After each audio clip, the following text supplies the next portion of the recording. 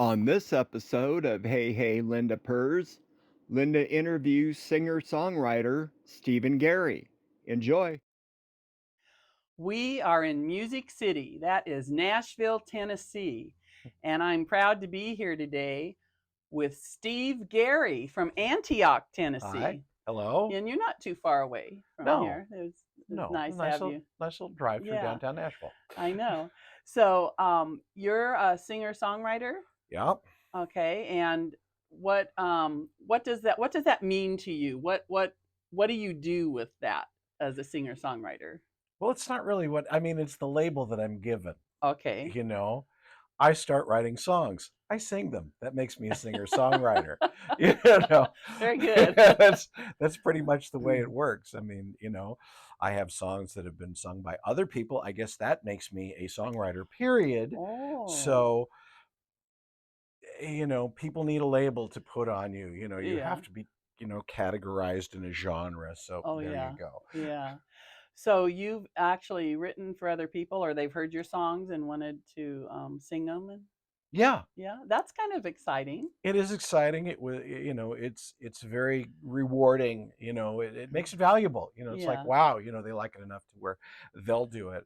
I got my first, as they say, my first cut back in the '90s Okay. with a blues band in New York City. Oh, wow. That's Yeah. wild.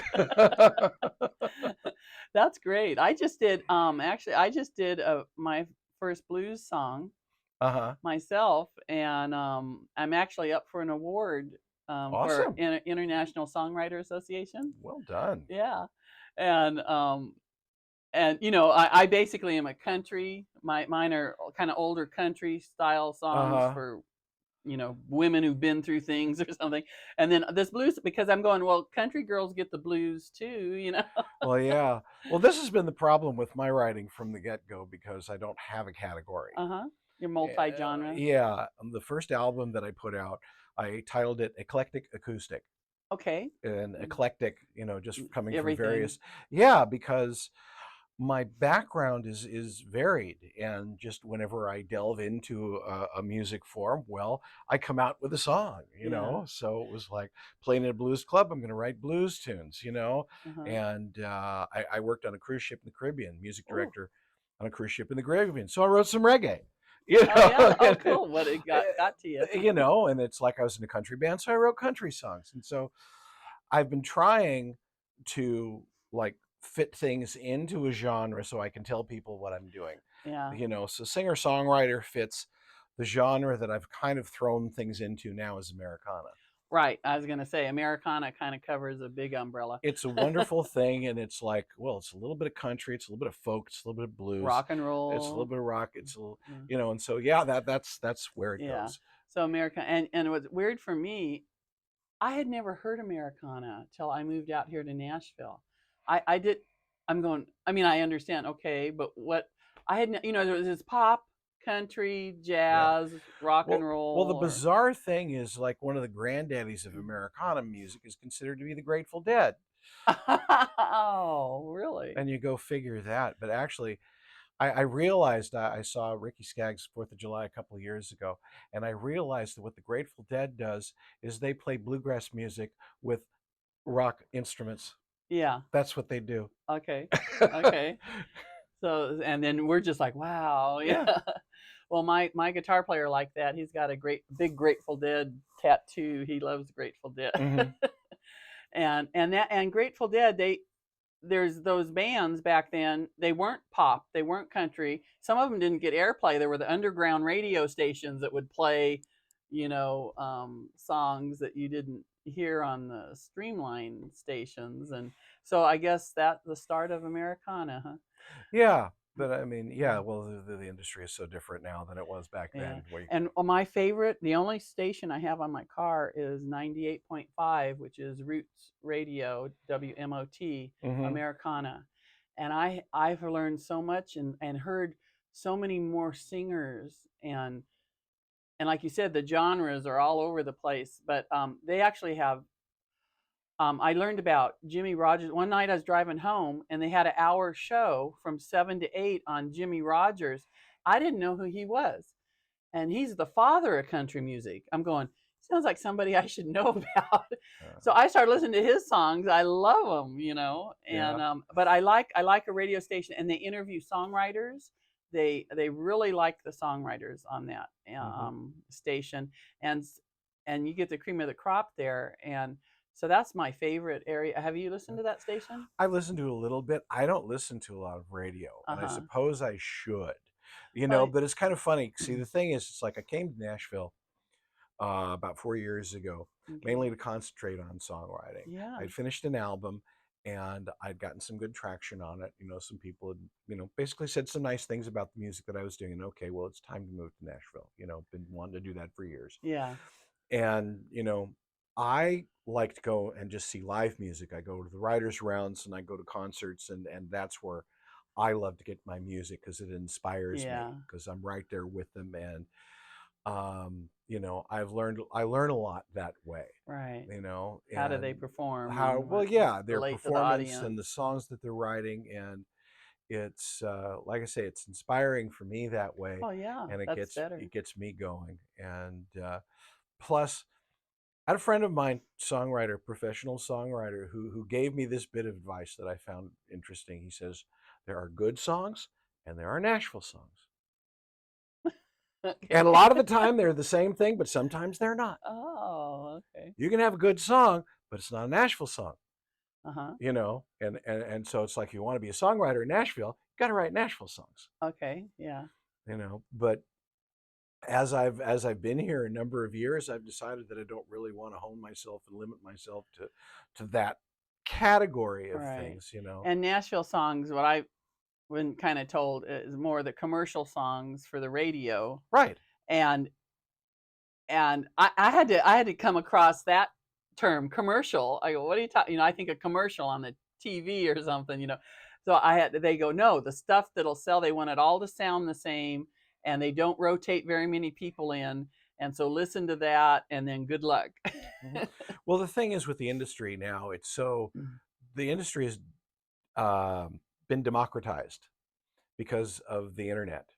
It's like a record. It used to be the almighty record deal. That's Right. that's what you're going for, and get yourself on the radio and all of this. But now, it's like anybody with a microphone and a laptop can record an album in their living room. Yeah. And then they can put it up on the internet, and it's available to the whole world. So what do you need a label for? Right. You just have to get clever about marketing. And so it's like it's not as necessary if you're willing to put the time and effort into learning marketing. Right. And the commercial song, I mean, corporations own the radio stations now. You don't go drive around like Loretta Lynn did to all the radio stations and interview and sing a song. No, you have to go through this commercial. They want you to say, and but even that sound has changed as I was getting interested in the what's going on. Like things 5 years ago are different than they are right now. You Well, know, sure. and I mean, there's constantly, but the thing about it is, it's a friend of mine calls this the postmodern age, and what that means is kind of anything goes. Yeah, the quote unquote modern sound changes, but it doesn't mean that something that sounds like it would have been written 50 years ago can't make it as well. Mhm. It's all available. Yeah. It's the beauty of it. It's a blessing and a curse because there's an overwhelming around. It's like the number of new songs that are released on a daily basis is just like Yeah. frightening. Yeah. Tens of thousands of songs, every And week. I heard at a songwriter round, um, I was at one in last July because it called Christmas in July at the Commodore Grill, and Ha, they had the gentleman, I can't remember his name, but he wrote "Grandma Got Ran Over by a Reindeer," okay. and they were talking, and they go, "There's 80,000 songwriters just in Nashville." That I, sounds about right. yeah, and like you say, and then but you don't need to be in Nashville to release songs. You can live Well, anywhere, but you know I think you'll agree this is a special place. it's a special place. I first came to this area way back almost 50 years ago. Mm-hmm. I came through here with a variety show, and we did a show in Hendersonville, Oh, and I just fell in love with Tennessee. okay. And it took me a long while to get back. I came back here with a country band in 2007, and the lady had a management deal with some heavy hitters and stuff. So Mm-hmm. we came here to play for management. I was playing rhythm guitar for her and singing backing vocals. Okay. And so we did our shows. And unfortunately, the first thing management said was get better guitar players. But it fired me up to come back here again. Yeah, And you got a there's, taste of it. where I was before, I was an anomaly. Mm-hmm. I'm kind of I wouldn't call myself the black sheep in my family, but it's like one of my cousins once said to me, "Gee, I wish I'd gotten the music gene in our family." And Uh-huh. I said, "There is no music gene in our family. I'm a mutant." Yeah. And so it's like I don't have that in the family. I didn't have that where I was, Uh-huh. So come here, I have a community, I have a Yes. tribe, I have support. Oh you yeah. know it's like back home they say, what do you do? I say, I play music, and immediately their next question is, what else do you do? Yeah. Nobody does that here. Yeah. Oh, you're a Yeah. songwriter, what you got? Yeah. Yeah. I know. I know. Yeah, it is. It is different. Yeah. It is. It is different to be out here, and well, it's kind of like in I grew up in uh, Southern California. Well, everybody I'm there, sorry.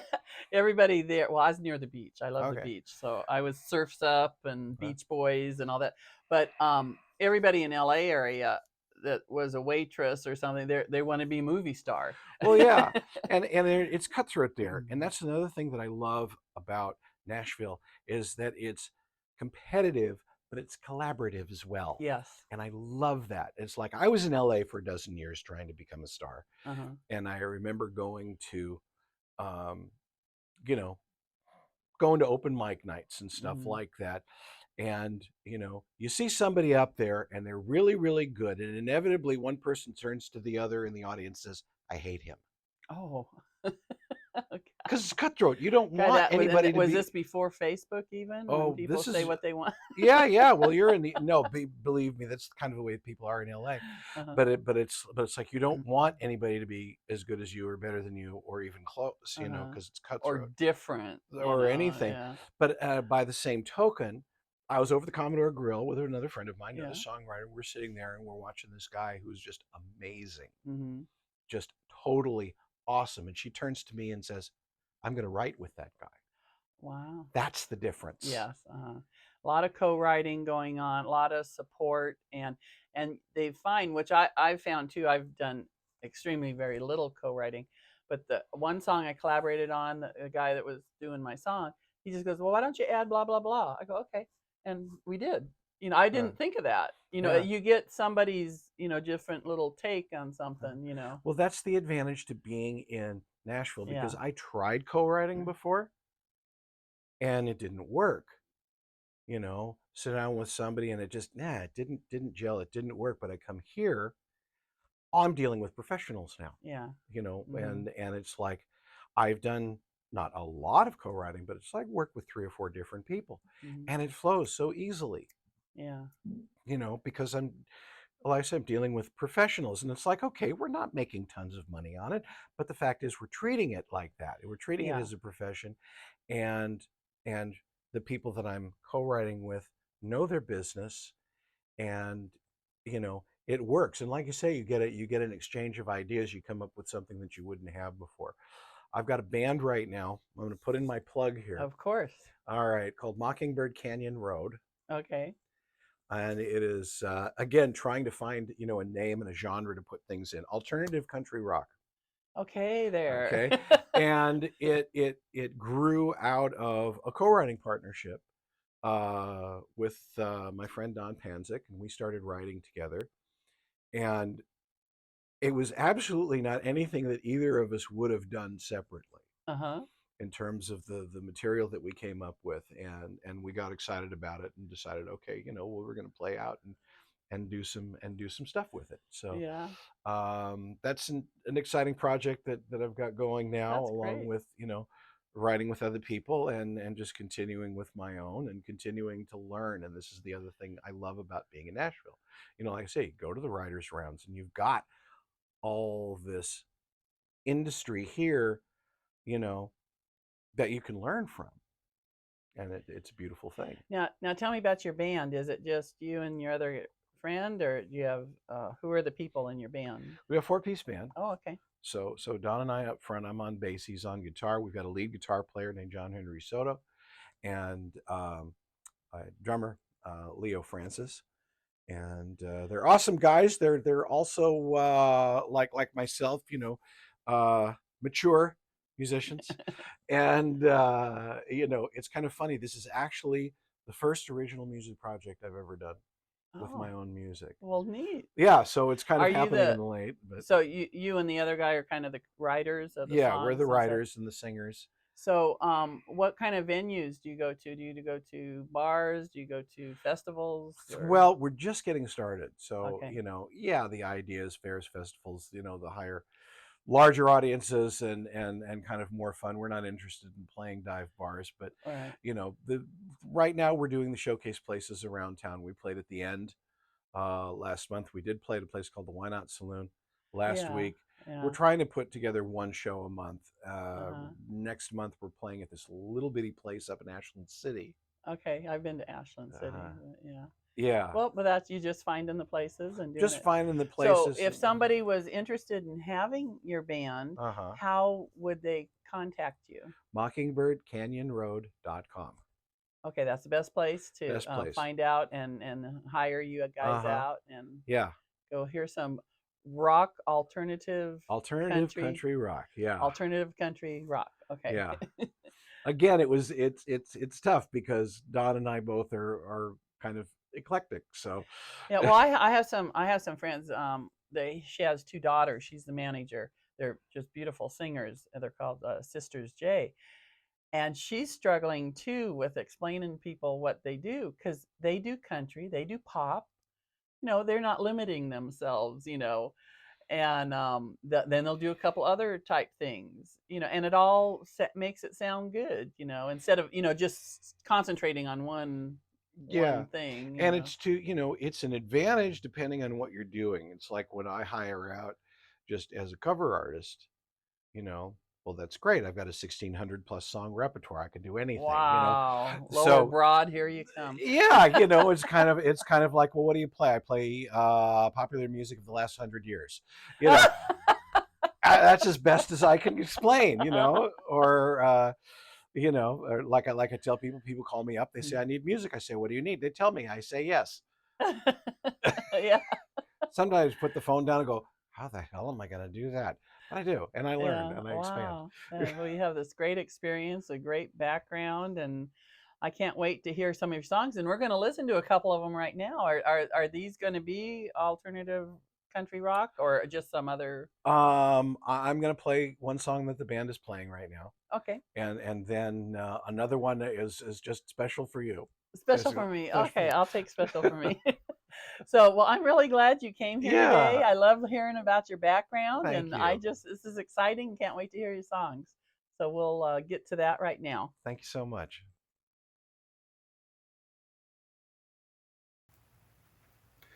Hi, my name is Stephen Gary, and I'm going to play a song for you here. This song is being featured with my band Mockingbird Canyon Road right now. We're playing this song out, but it's also the title track to my last album, Things Change. This came from a conversation that I had with a friend of mine, and I had said to her, things change. Lord knows, things change. She said, that's a great song title. I said, yeah, I think it is. She says, you're going to write it, aren't you? I said, yes, ma'am.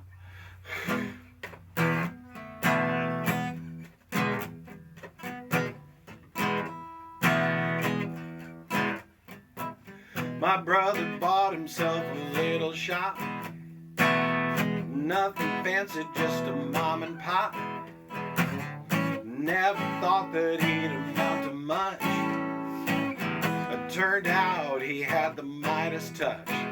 Now he's riding in the back of a chauffeur Cadillac, and if you ask him for his secret, he'll only say, well, things change. Lord knows things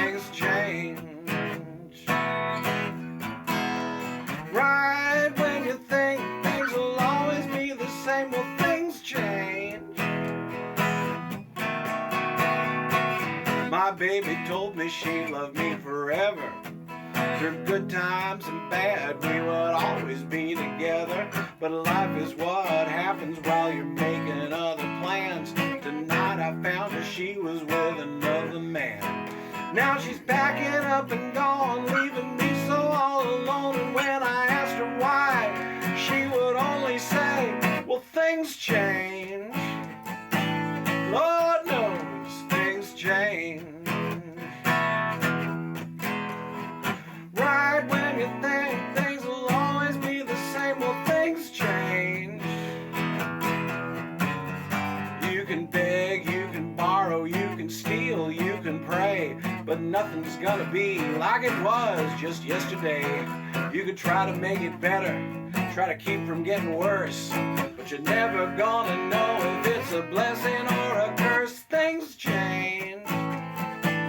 Lord knows things change.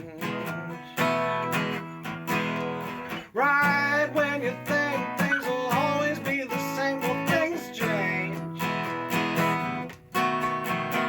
You can lose your shirt at poker. You can win the lottery.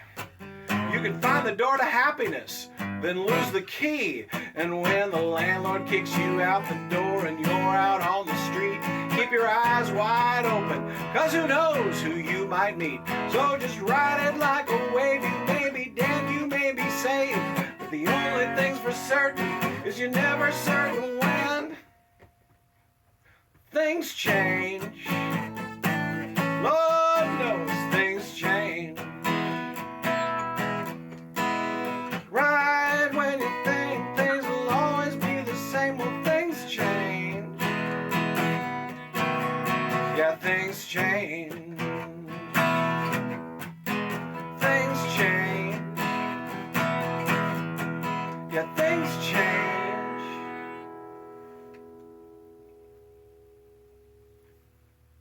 All right. So this is a song I wrote as a birthday present for a friend of mine. And she used to go to Renaissance fairs. And she played a variety of instruments and sang beautifully. And so the song just includes all of that for you. I like to tell people I wrote this song in 1642.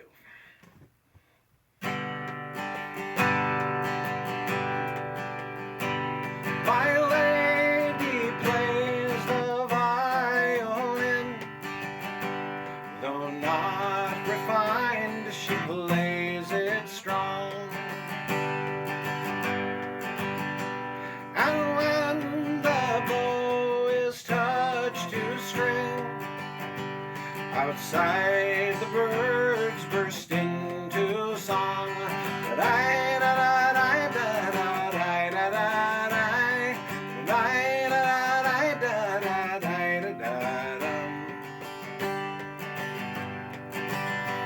My lady plays recorder fine,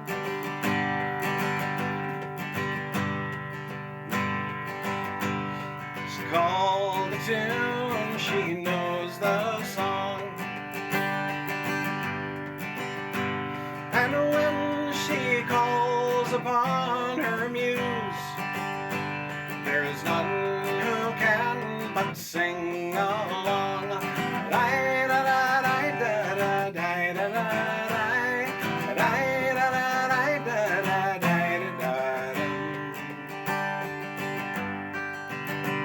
My lady sings through a sly smile, 1,000 pictures she does spin. And when she calls out the refrain, though shy or mute, they join right in.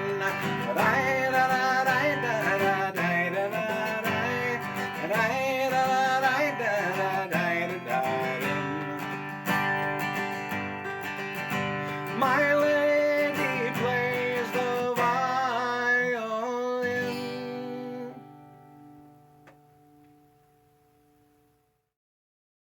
This episode of Hey Hey Linda Purrs is sponsored by. Come on down to Grandpa's Music at 1033 Park Street in Westmoreland. Live bluegrass, country, and gospel music every Saturday night. Shows start at 6 p.m. and admission is $8. First Fridays, we feature karaoke and Grandpa's Music Jam Session 10 to 2 p.m. on the second and fourth Tuesday. New and seasoned musicians are always welcome for music lessons, so bring the whole family. Grandpa's Music at 1033 Park Street in Westmoreland.